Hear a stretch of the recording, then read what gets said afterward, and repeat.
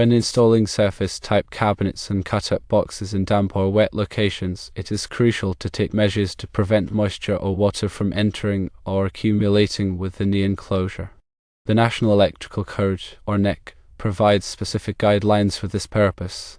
One of the key requirements is to ensure that the cabinet or cutout box is placed or equipped in such a way that moisture cannot penetrate the enclosure. This can be achieved through several methods, including using watertight or rain-tight enclosures, applying sealant to any openings or seams, and providing proper drainage. However, in addition to preventing moisture ingress, it is also essential to consider the mounting of the cabinet or cutout box. The NEC mandates that these enclosures be mounted so that there is at least a 1-inch airspace between the enclosure and the wall or supporting surface. This airspace serves several important functions. Firstly, it allows for ventilation, which helps to dissipate any moisture that may accumulate inside the enclosure.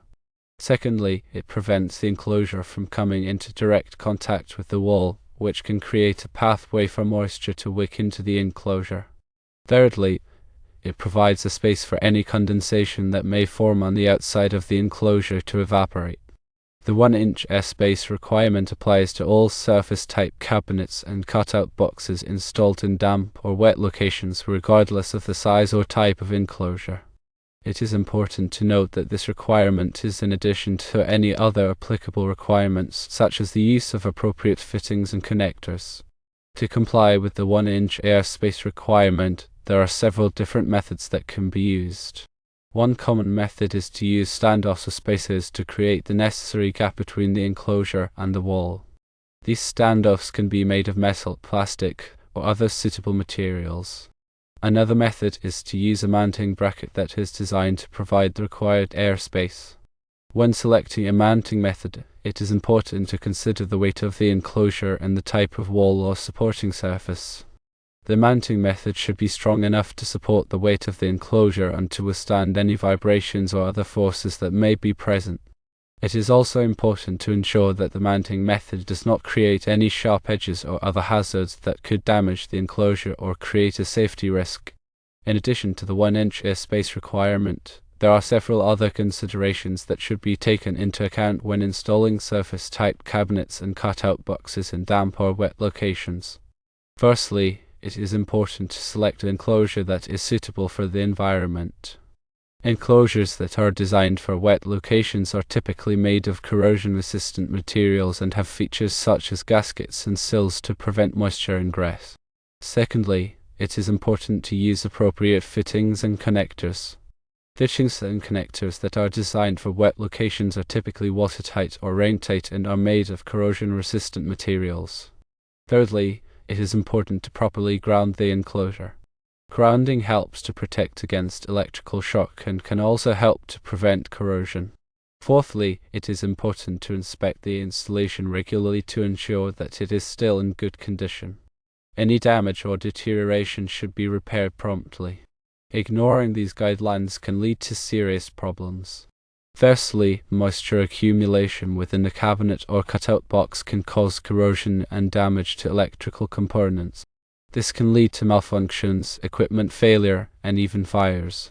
Secondly, moisture can create a shock hazard, which can put people at risk of injury or death. Thirdly, failure to comply with the NEC requirements can result in fines and other penalties. Here are some additional details to consider. Firstly, the type of enclosure used plays a crucial role in preventing moisture ingress. NEMA, or National Electrical Manufacturers Association, ratings indicate the level of protection an enclosure provides against environmental factors such as water, dust, and corrosion. For wet locations, enclosures with a NEMA 4 or 4X rating are typically recommended. These enclosures are designed to be watertight and can withstand prolonged exposure to water. Secondly, proper sealing techniques are essential for preventing moisture from entering the enclosure through any openings or seams. This includes using watertight connectors for all wiring entries and applying sealant to any joints or gaps in the enclosure.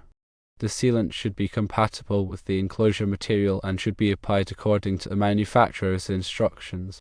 Thirdly, ventilation can help to reduce the amount of moisture that accumulates inside the enclosure. This can be achieved by providing ventilation openings in the enclosure, but these openings must be designed to prevent water from entering. One approach is to use louvered vents with a drip shield to allow air to circulate while preventing water from splashing inside. Fourthly, condensation can be a significant source of moisture inside enclosures, especially in environments with fluctuating temperatures. Condensation occurs when warm, moist air comes into contact with a cold surface, causing water vapor to condense into liquid. To minimize condensation, it is important to insulate the enclosure or to provide a means of heating the enclosure to keep the internal temperature above the dew point. Fifthly, regular inspection and maintenance are essential for ensuring that the enclosure continues to provide adequate protection against moisture. This includes checking for any signs of damage or deterioration, such as cracks, corrosion, or loose fittings. Any necessary repairs should be made promptly to prevent moisture from entering the enclosure.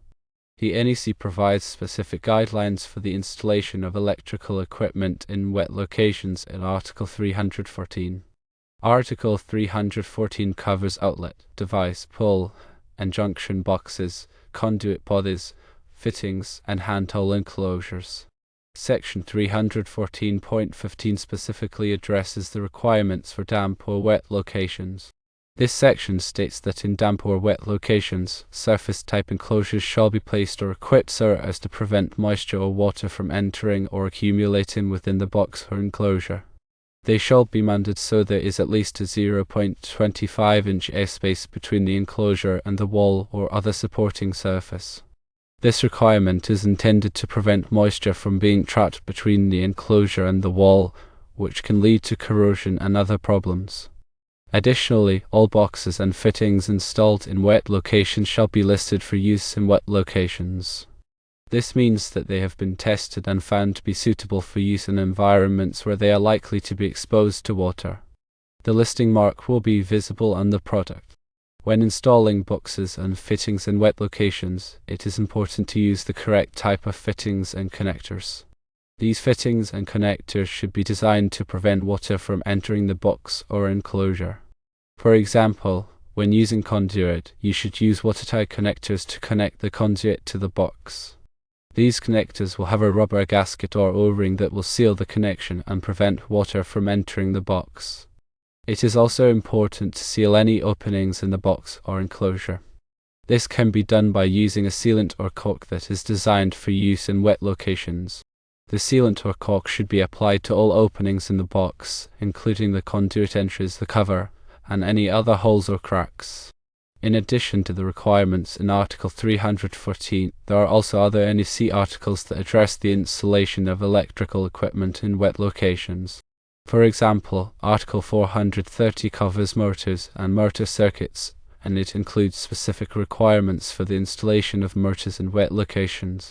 Article 680 covers swimming pools, fountains, and similar installations, and it includes detailed requirements for the installation of electrical equipment in these locations. Complying with the NEC requirements for wet locations is essential for ensuring the safety of electrical installations. Failure to comply with these requirements can lead to electrical shock, fire, and other hazards. It is important to consult the NEC and other applicable codes and standards before installing electrical equipment in wet locations. Furthermore, remember that electrical work can be dangerous, and it should only be performed by qualified and licensed electricians. If you are not a qualified electrician, you should not attempt to install or repair electrical equipment yourself. Contact a qualified electrician to perform the work for you.